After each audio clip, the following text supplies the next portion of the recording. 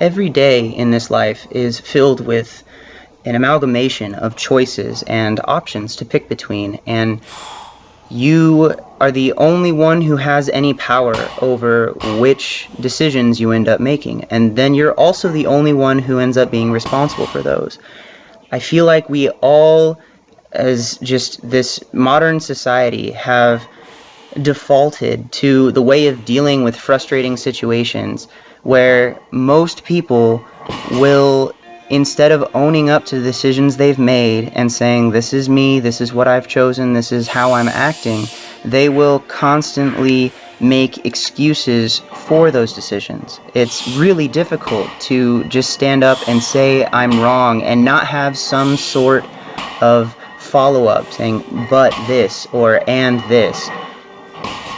It is a really healthy thing to take a step back, re-examine the way that you deal with the certain situations, and to give yourself the opportunity to be wrong in those situations, to learn from those situations, and to say, you know what, maybe the problem wasn't that this happened or this happened or this happened and it all led to me being forced into this certain way of thinking or choice of action, but instead to take responsibility for your own behavior and your own state of mind and say, you know what, I can do better than this. I have more to give. I can restructure the way I approach things so that I can improve on those areas where I may be lacking. And this is something that doesn't end. I think a lot of people watch my videos and say, he's got it figured out and his life is always just on point, and how do you stay so organized? And I think it's really important to make sure that I'm transparent with you guys when I say there are a lot of things that I still need to improve on. Not that I can improve on. There's many things that I can improve on, but there are a lot of parts of my life where I am not in line with where I'd like to be or where I feel like I need to be to continue moving forward. And that was something that has been on my mind lately. I want to be better. I am so pleased and thankful and gracious about the opportunities that I've had, and I want to make the choice to live up to those expectations and to live up to that idealization that I've made for myself, where yes, I am not perfect all the time, I accept that about myself, but I want to pursue closer to that. I want to get better at this. And I think whenever you live your life with conviction, whenever you have some belief of the right way to do something, or have this idealized version of yourself, I think you owe it to yourself to pursue that conviction and to live your life in a way that bespeaks the determination that you believe that. And I am just kind of gushing all this right now because I feel as the meet is approaching and as my workouts are coming down to the wire and I'm having to make different decisions, I think it's important to realize that there's always farther to go. And even if you're not there yet, you still have the opportunity to constantly be moving towards that better self. There isn't a time where you say, I need to wait, I need to do this later, I need to put this on the back burner.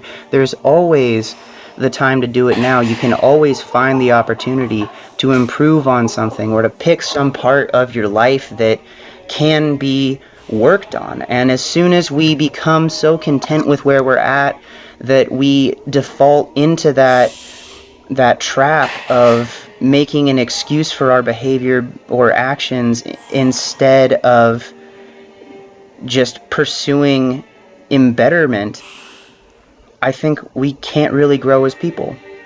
And so I apologize for that not at all being helpful to what you're seeing in the video right now and your understanding of it. I'll give a quick rundown. Deadlifts went really well. I think the limiting factor today again was the hand health. The Texas deadlift bar really does tear on my hands quite a bit, and that just means I need to keep working on my calluses. And I can't really take a day off from making sure that I have them sanded down and ready to go. I was able to get an extra rep on the top set, and so I was pretty happy with that. Everything is going according to plan on the deadlifts right now. As far as the conventional, that was just something I threw in because in my last video I said that someone asked me what I thought I could pull conventional right now, and I said I think around a 660 or a 655 would be what I feel like I could just walk in and pull, and so I decided to test that after my top set, and I hit that 655 with relative ease. Afterwards, I moved to the bench press, and this is where some of that thought about, instead of making excuses, instead of taking the situation as I saw it of, oh, poor me, something's happening, the overtraining's really bugging me, I played around a little bit with my grip width, and I moved my fingers out, or my grip out a little bit, about a finger width, from the ring finger on the ring to my middle finger, and it definitely improved that pain, and I was able to basically do all of the top sets that I have done so far in this training block with relative ease.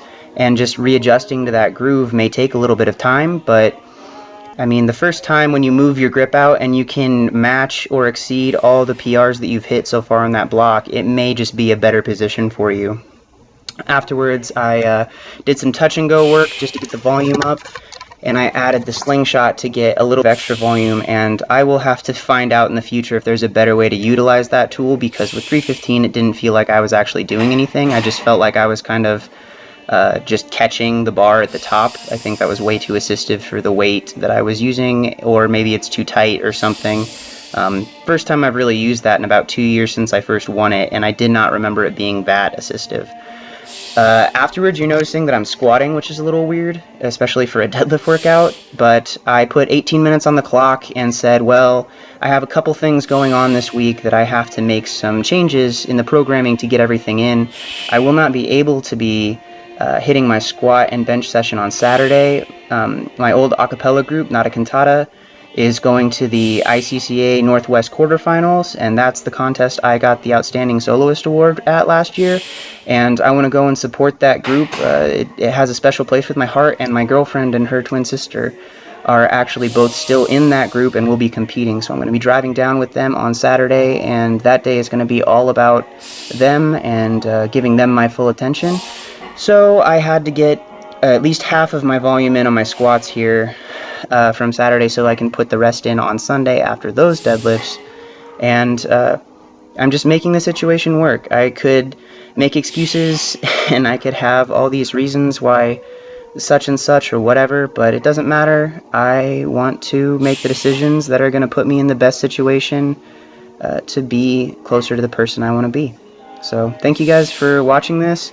I apologize if it was a little too rambly for some of you, but that's just what was on my mind and on my heart today, and I hope that if you found it encouraging, helpful, or provoked some sort of thought in you, that you maybe leave a like rating or let me know down in the comment section below. I really do appreciate that kind of interaction. It helps me know that I'm on the right track with this stuff.